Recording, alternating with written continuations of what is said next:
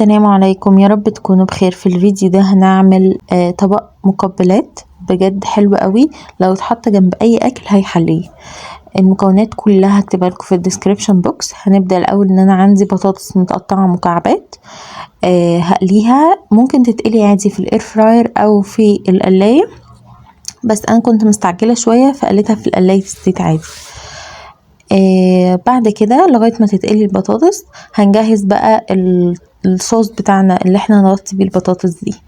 عندي نص فلفله حمراء، انا كنت شوياها عادي، بنشويها على النار كده.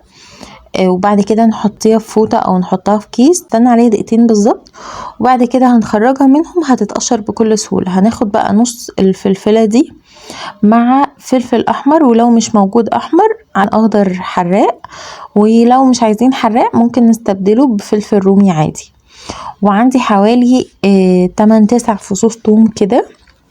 كل ده هحطه في الكبة مع التوابل بتاعتي. عندي معلقة كبيرة قوي من توابل البطاطس، وفلفل اسود وملح وبابريكا.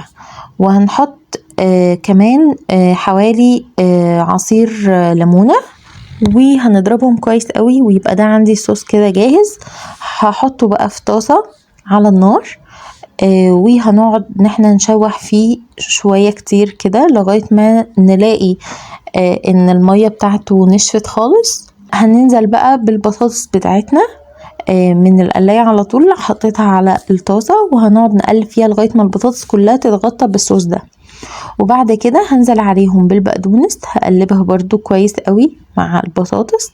وبعد كده بألف هنا، بجد احلى بطاطس هتاكلوها جنب اي اكل. هي بتحلي حرفيا اي اكل يتحط جنبها، فعلا بتحليه. ده كان شكل الطبق بتاعنا النهارده، جربوه وقولوا لي رايكم، واشوفكم على خير الفيديو الجاي.